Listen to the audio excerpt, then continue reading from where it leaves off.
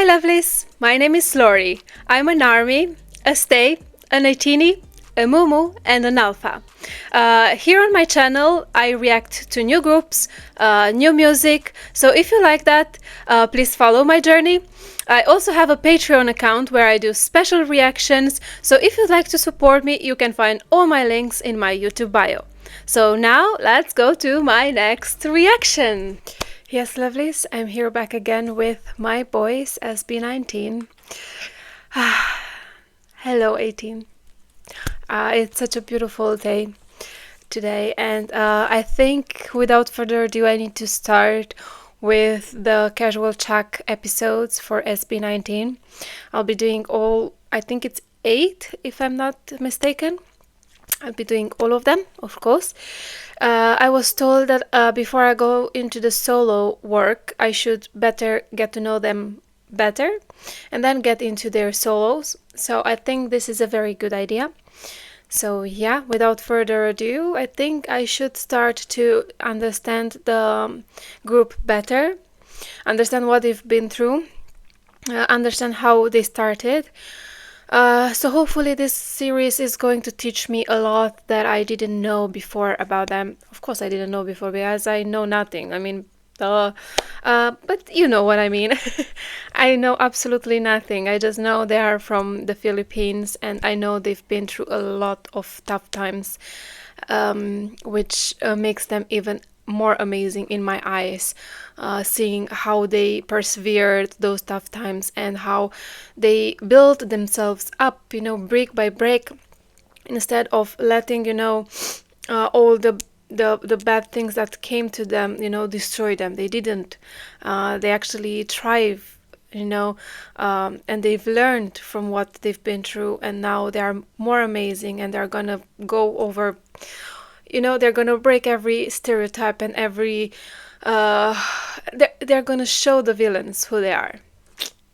Yeah, by their talent and by their work and by their ethic, which is, you know, a group to respect. So yeah, I love this group. As you can already see, I love them so much. So without further ado, SB19 Story Episode 1, The Ultimate Soundbreak. When you hear the words pop music and the best boy band, who comes to mind?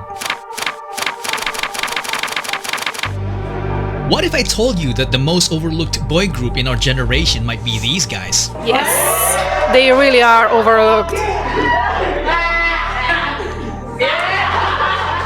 In the last 6 years, these guys turned a small Korean entertainment company into a company that produced the greatest P-pop group ever. Yes. Are you proud of SB19? Yes. And you don't accomplish that without making a few enemies. K-pop. Lima pala sila. K-pop pangit. Some of them coming from unexpected places. Pinoy ba daw? Parang may ginaya rin. But behind the group are 5 driven men who were about to transform what was once a laughingstock genre in music into the fastest growing genre of the world. Ever Yes. since we had this goal, and not just for us, but for the entire industry. Feeling ko hindi pa natin nakukuha yung recognition na dapat para sa atin. It's so Between pretty. disbanding before they even debuted, All hope is lost, parang nung time na yun. becoming industry outcasts and getting bashed by their own countrymen, Why? Ng grupo na no, hindi naman mga kataasan ng tangos ng ilong. Para talagang original. the rise of SB19 may not be the greatest Filipino success I'm gonna put the captions on so I can understand what people are saying when they speak in, you know, Filipino, because of course I don't speak the language, so I want to understand what they're saying as well. story ever. Maganda kasi yung revenge kasi talaga yung success na ipapakita mo sa mga tao hindi naniniwala. But it certainly is Showing them their success now is the best revenge. Yes. the most inspiring one. Casual Chuck, thank you. Thank you so much for this series. Thank you. As a new 18, I want to say thank you from the bottom of my heart for doing this series and for letting us that just start into getting the boys find an easier path into fully understanding what they've been through, and seeing only now the hate that they started to receive, oh my god, it pisses me off. And thank you again, Casual Chuck. Thank you for your work.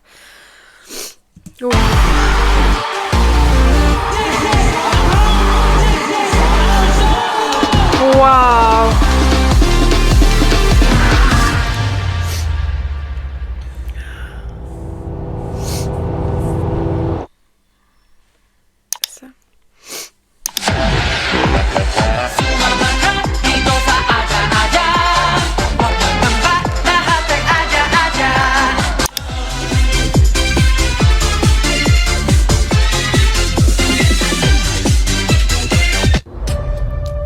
This is called Triple, a group of talented performers and comedians from Korea you've probably never heard of. No. They were formed back in 1994 when the word K-pop hasn't even been invented. In 2002, one of the members made the biggest mistake of his life, which will change the entire course of P-pop history.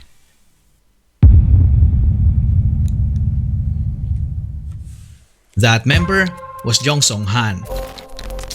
It all started when he left the trio in 2002 to become an entrepreneur. Cult Triple became Cult 2. Most of their fans thought that Songhan's decision was a huge mistake because the remaining members started racking up different awards in the entertainment industry. If he only stuck around, he would have gotten those awards too. But this man's decision was final. He used all of his savings to build an event organizing company called ShowBT Entertainment. Today we know him as Tatang Robin. Fast forward to 2015. The fight of the century just happened. One Direction's Drag Me Down was all over the radio, and Big Bang was the biggest K-pop boy group, while P-pop has top one project. Chances are, you have never heard of them. No. But somewhere in Makati, Philippines, an audition was held. Tatang Robin was looking for young talents who would be part of the package of their service as an event organizers. Talents who can perform on their own but can also serve as backup dancers and singers to their main performers. One of the main attractions of the SATA audition was if you're good enough, you might just debut as a member of ShowBT's first ever P-pop group to undergo a Korean-style training. Wow. Filipinos don't get opportunities like that so often, so hundreds of talents applied, but only 30 made it as trainees. Wow. They were initially called the ShowBT Musical Gala Team, but then later dubbed as Nara, which in Korean means country and Nara. also happens to be the national tree of the Philippines. Oh. If you're a fan who is deep into the P-pop scene, you would recognize some of the future P-pop stars, but one of the most notable ones is this guy. On the first day of training, one guy stood out because he was just alone standing awkwardly in the corner. Nung una, ang weird niya kung nasa-salita mag-isa. He was facing the wall and making hand gestures as if he was rapping in front of it. Nakatayo siya sa gilid. Biglang gagano. Sabi ko, anong ginagawa na? Nagre-ritual ba sa gilid? That guy was John Paulo Nascens. And Pablo Nasser. He always wanted to be a performer.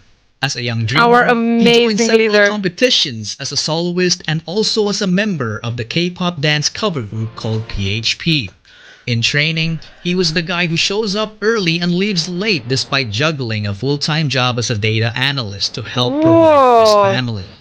He was selected due to his undeniable diligence and leadership qualities. He is known to have critically acclaimed songwriting ability. Some of my sources even said that he had already written dozens of songs at this time. He's also a badass rapper and was often called a genius, but consistently denied it because he claimed to be just a hard worker. Yeah. This made him the destined leader of the group. He was known as Sejin at the time, but later would be known as Pablo. Pablo. 30 trainees are a lot of trainees. It would take a very observant person with an eye for talent to notice Pablo in that corner. So who is that observant person with an eye for talent?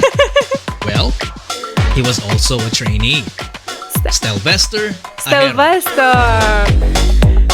He was only a kid when he started competing as a performer. So cute. As a dancer, he racked up win after win on a national level with his school crew and became their official choreographer, That's teaching him. crewmates 2 Oh to my 3 God. years older than him. He later joined a dance crew called Seon and went on to win international titles. Stel obviously worked so hard. Wow. Amidst his studies and competitions, he also worked part-time as a McDonald's service crew and teaching dance to kids with special needs. There was a point that he worked too hard that he wound up in the hospital. His poor health caused him to lose his earnings and nearly his life. Oh my Fortunately, God. he was able to recover. This made him the obvious choice to become the choreographer of the group. Oh my God, Little yes. did they know that dancing wasn't his only talent. As a kid, he joined the school choir to become the only male soprano and only That was improved him? as he joined the Don't tell me that still. Don't tell me that still. I listen to this every Christmas. Do not tell me that one is Stel. No.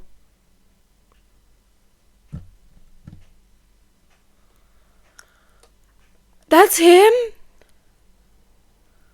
So I've been a fan of Stel my... No. Really? Oh my God. And he was my most favorite from all the kids. Oh my God, really? school choir to become the only male soprano and only improved as he gotten older. He easily became the main heavenly voice of the group because his vocals were just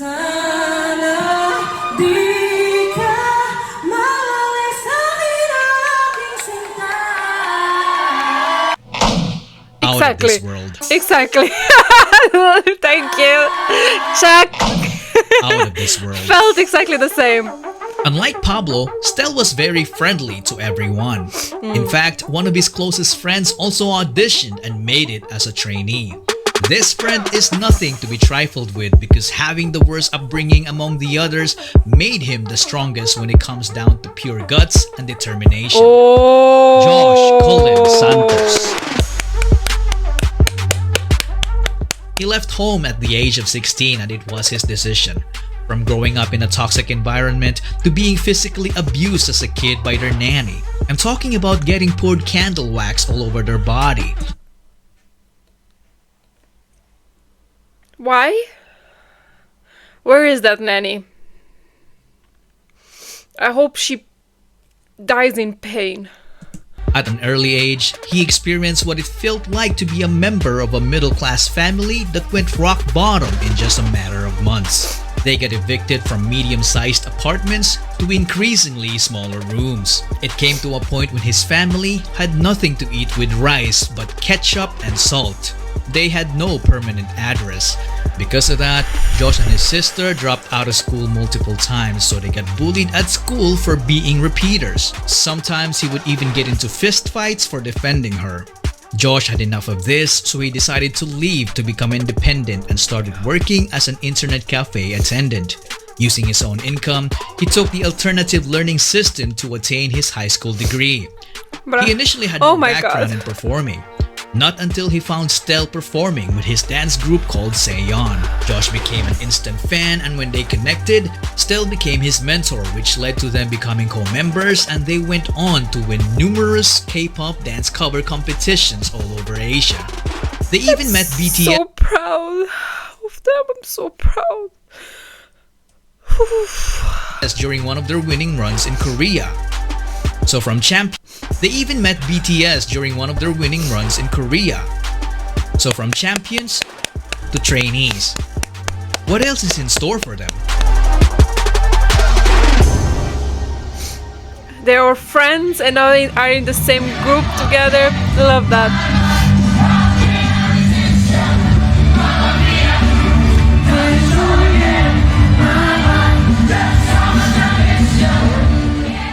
From then on, their lives became all about performing in small events and training.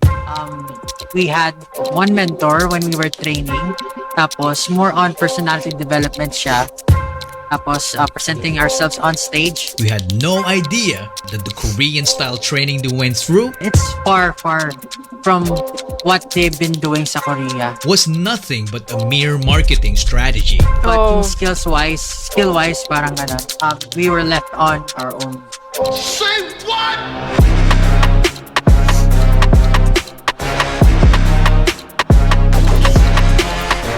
They were left alone to fend for themselves, sharing knowledge to improve each other with the hope of making the cut.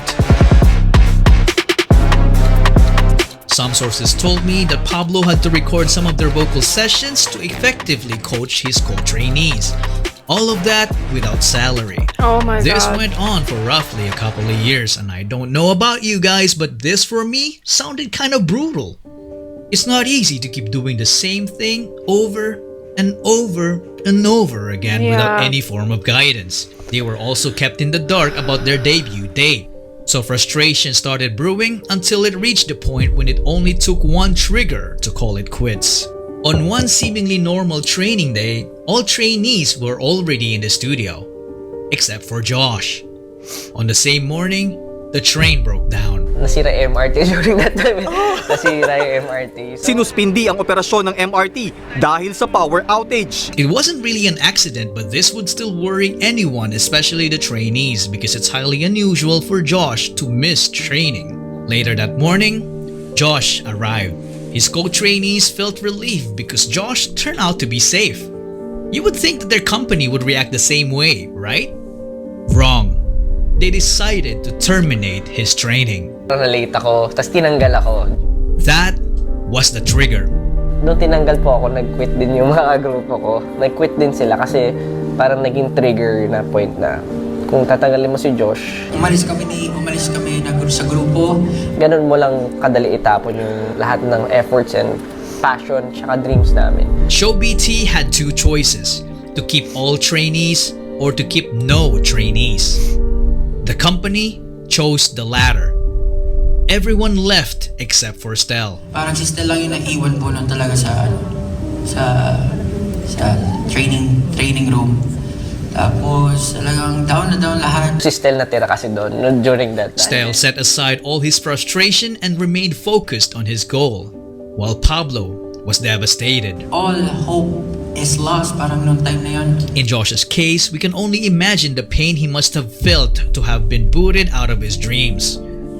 Days passed, everyone still feeling down about that incident. Then Pablo's phone receives a message. Brother, walik ka na, brother. It was Josh. Out of all the trainees, the guy that got sent packing was the same guy who actively convinced everyone to continue chasing their dreams. Perhaps this was the sheer guts and determination from his life experiences in full display. Pablo hurried back to the studio to find Stel alone. But not for long. Josh came back next and took the initiative to convince the company to have them back. Pumunta lang po ako doon at syempre kung kinakailangan na makiusap. So back to training, they went. Hindi ka naman magkahiwalay ng grupo, pero bumalik sila kasi hindi nila ako inuwan. There was only Wow. I didn't think their story was this dramatic, honestly. I was not expecting this at all. 3 of them for a while. Then a few other trainees started coming back. So Show BT put together a talent workshop to get more talents to keep the business going. This was batch 1. This was batch 2. Target locked. Justin did yours. Oh, I didn't even recognize him. He got scouted. Locked. This I didn't even was batch recognize 2. him. Target locked. Wow. Justin did yours. Justin de He got Dios. scouted right away because he was a very good-looking guy and already was a decent singer and dancer. When he joined, he immediately saw a familiar face in Josh. You look familiar. As do you. Apparently, Josh told Justin about the workshop because the two already had a stint performing together in a dance cover group called Zero to Hero. So Justin as well wasn't new in the world of performing. He auditioned to be a part of the televised Pinoy boy band Superstar, but he didn't So even they make it knew to the each live other. auditions. Perhaps it was So fate. nice. That group is nowhere to be found today. Justin obviously deserved better. He went Yes. on to finish his college degree in multimedia arts while training, which earned him a filmmaking skill that would prove very crucial to their success in the future. With Justin on board, this completed their prototype boy group. It's composed of Justin, Pablo, Stel, Josh, Zeno, Kurt, and JP. They did multiple test runs leading up to their entry to Pinoy K-pop Star 2017. They performed B-Day by Icon in an epic fashion, but they didn't win. At this point, Show BT seemed to have hit a roadblock. The group felt like something was missing. I don't exactly know what happened to Zeno, Kurt, and JP. They either quit or Show BT felt the need to let go of them and get someone who could take this already great group of guys and push them to achieve the next level. The extraordinary level. This year's in the making project of Show BT needed to reach its peak. Yes. So they started the online auditions. When Josh heard about it, he was like, I know a guy. So Josh is like gathering everybody together. I love that. The guy he was talking about was a pain in his butt because their groups have clashed multiple times in their early dance competitions and their battles were always neck and neck. Really? That guy's name was Philip John Suson. Wow, look Such a at him. specimen. He was so naturally gifted that excelling And me liking Josh and Ken, you know, being biased towards Josh and Ken makes it even funnier because they were like crashing at the beginning. sports looked like a walk in the park for him. He grew up in the church under the care of his grandparents. He was an artistic kid, so he was active as an editorial cartoonist in school. Nobody taught him how to play musical instruments. He taught himself by just listening to the music, so he ended up becoming a southpaw guitarist, but he later then fixed it as he learned more. He was also a gifted singer as a kid. Every time there was a family gathering, he was always forced to sing karaoke by his relatives. But when he hit puberty, he lost confidence in his voice because he could no longer hit high notes. But his confidence came back after being mentored by Pablo, who taught him how to harness his unique low voice that seemingly sounds like it came from the underworld. Yes!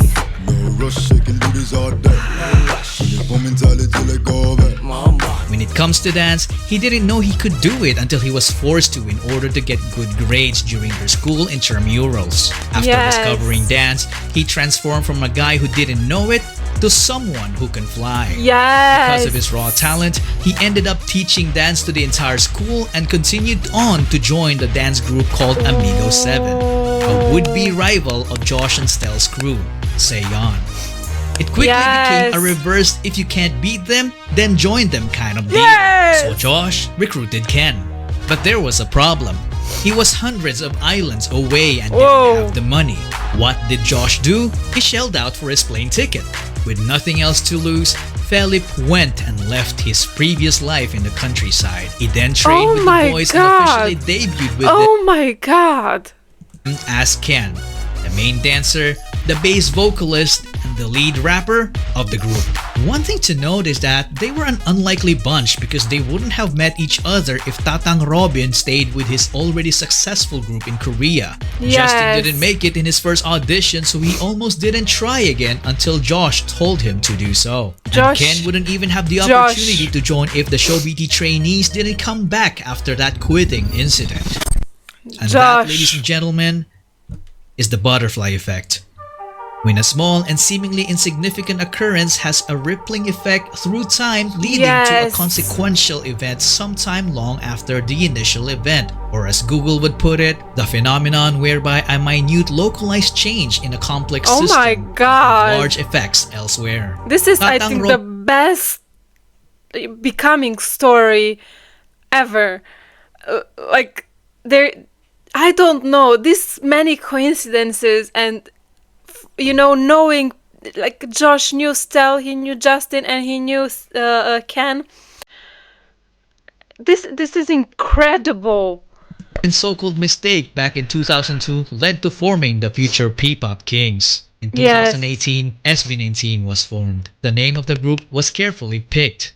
The number 19 is the sum of Korea and the Philippines country code digits, 82 and 63. Oh. So 8 plus 2 plus 6 plus 3 plus 19. Wow. If you subtract both numbers, you also get the same result. SB doesn't only mean show BT. It is also about their ultimate goal for Pinoy sound to break into the music industry, which is fearlessly represented by this phrase. Soundbreak. I love this. I love this.